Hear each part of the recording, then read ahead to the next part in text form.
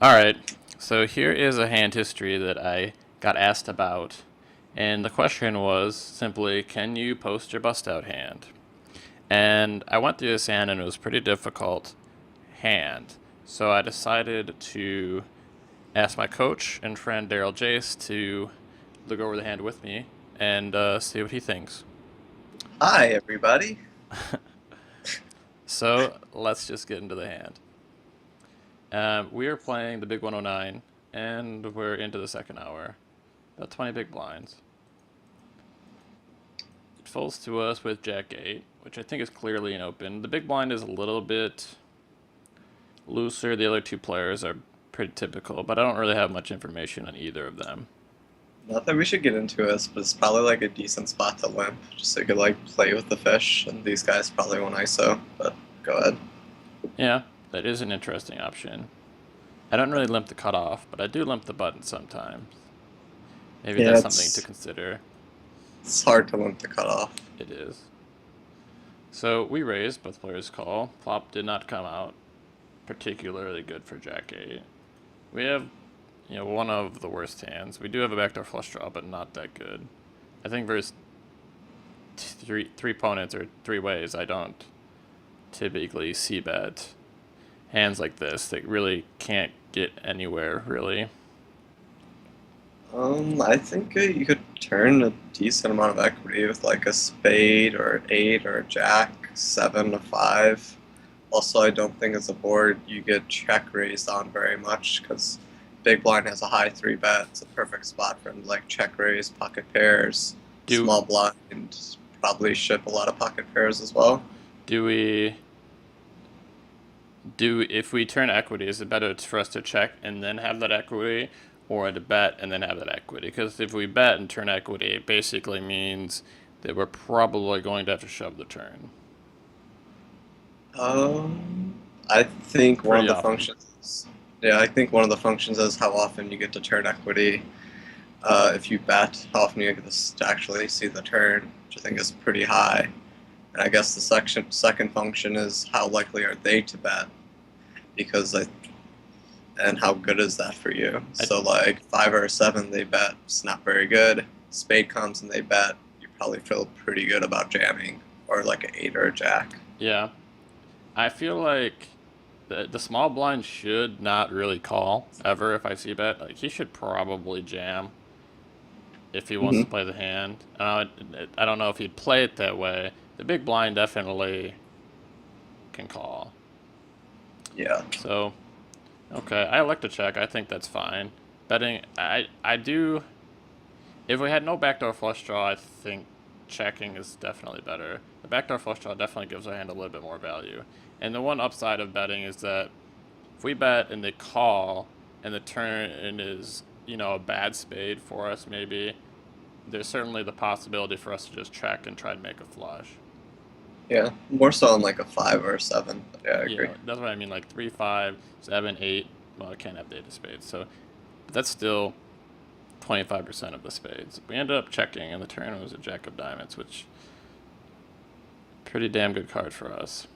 I think the good thing about checking is I don't feel like these guys will bet turn very often because it's one, it's hard for them to have equity, and two, they don't seem like very aggressive types. So the turn is a jack. Small blind bets half pot, and the looser big blind calls. Yeah. Now I think we're in a really interesting spot. Like as you alluded to, if we do turn 8 or a jack, it's. I mean, I think your words were we would be able to shove over a bet, and I think we're in a really interesting spot here. And at the time, I wasn't really sure precisely because this spot's does it's not really like spots like this don't really come up that often. Like stack Yeah. to pot ratio is such where calling I felt was pretty silly. If I shove and they fold, we win a ton of chips.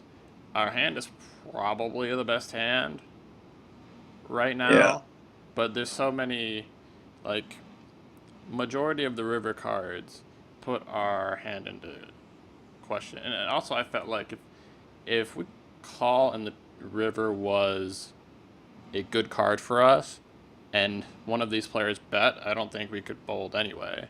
So the only if we call and maybe he goes all in and he calls, maybe we fold. But if we call and we are facing one bet on the river, I think we're going to call anyway. Therefore, like if we didn't have the best hand right here, like we're most likely going to lose most or all of our chips anyway, unless Yeah. we got a very fortunately bad river card, which not exactly the way I like to play the hand, hoping to get a bad river card so I can fold.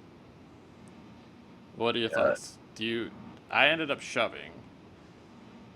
I think it's really interesting. I think you are really far ahead of the big blinds range, just because he's pretty bad, defends really, really wide, might rejam some bigger jacks pre-flop, might race some big jacks on the turn if you got bet. So I think you're really far ahead of him.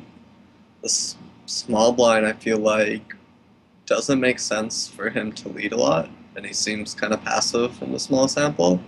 So I'm not sure like what exactly he's bluffing. So Yeah, I think if we have more chips, it's a much more difficult spot.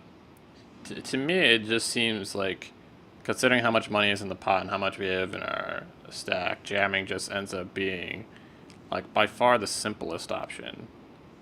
And I was going to break this down through like run the numbers and run it kind of mathematically because it is like it could be done mathematically and kind of like figure out what the small blind should have. And I realized that I think it's really difficult to try to range either of these players because it's kind of an odd spot. The small blind could be really, really wide here. He could be like pretty tight. And we have to consider that he did call in the small blind with 20 yeah, big blinds. And that's not that common. So some people do that way too often, or some people do it really tight. And I actually didn't really take it into consideration that much in the hand. That, but I knew instinctively that this spot was unusual, and I didn't have like a gut instinct reaction of what I wanted to do. I think the hand plays really weird if you call. Like if you call in small blind jams any turn, that's not a jack or an eight. I almost want to fold. Yeah. So, It's, do you have any it's really. final thoughts? I end up jamming. I think we should jam, but I think it's like the worst hand that we jam here, possibly. Yeah. Like If we have two diamonds, we probably just call. yeah, I mean I'm not jamming like 7-6 here, like a6 or 6-5, which are pretty similar in equity. No, not really. In retrospect, looking back at it, c betting may have been better simply because I think we were considering, like when we were talking about it on the flop, we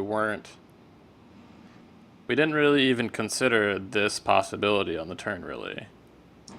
Like on the flop, we were really confident that if the turn was a jack, we were going to love our hand, and if someone bet, we were going to shove. And then we get there, and then we see this action, and we're like, that was kind of unexpected. It was pretty unexpected. It's So we true. have such a good hand considering how wide the ranges should be. Yet calling seems really, really difficult. Yet if we jam, just do they if they have a flush draw, do they call? Actually, I'm not even sure if we want them to call or fold. I guess that was really my thought. We were gonna run into a lot of two diamonds, like sort of like pair plus straight draw, ace, you know, 2, 3, 4, 5, 6 type hands, and they probably all those hands really hate us shoving. And that was really the reason why I ended up shoving, because all of those hands that are not beating us but are still pretty good and want to see the river hate us shoving. And Yeah, I think the big I think blind in might. general, if you can make your opponent like hate his options, that's like really good. If you don't Yeah, know what because he else to probably do. has like they probably both have. If they have a flush draw, they have like a little bit over 20% equity. They need like 28% to call. So it's puts Yeah, them like yeah. I mean, if you both. have like ace deuce of diamonds, like you may have all the equity because I may have two diamonds and be completely dominated. So maybe they think about that. If you have like 5-6. You hate my shove. So, Yeah, you know, I think I just rep bet as well. we ended up getting called. So you have aces. And we get shown kings. Oh, And like I said, maybe I should have made his range stronger, but we really don't know anything about this guy. He's just some random player to me. I really don't know anything about him. And generally in the big 109, when you have a random player, that means he's not that good. And I think it's reasonable to say that, like, random players make decisions that are kind of hard to predict. So it's worth noting that he had King King here, and if somehow he becomes a regular and we see him a lot, it's worth noting that he did that. And I think that he actually played the hand perfectly fine. Um, the one problem that happens is that, like, regular players don't flat the small blind very much. So if he was someone that I knew a lot about, I probably would have instinctively been a lot more worried about his call. Because, yeah. like, regs just don't flat the small blind, especially with 20 big blinds. And Yeah. the one takeaway I have from this hand, really, after seeing Showdown and everything, is if we see a random player in a tournament like the Big 109, should we just assume that he's going to have tendencies that are a lot more similar to regulars as opposed to some softer tournament?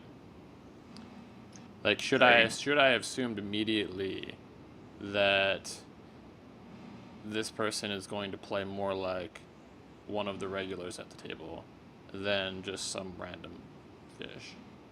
I think you play these games and I don't, so I can't answer that. All right, fair enough. Well, there's the hand. It's unfortunate. It's a really fortunate run out. There's some I different ways think, we could have played the hand, but yeah, I think we played it okay. yeah, it's okay. All right. Thanks for Bye, joining me, Daryl. guys. Yep. See ya.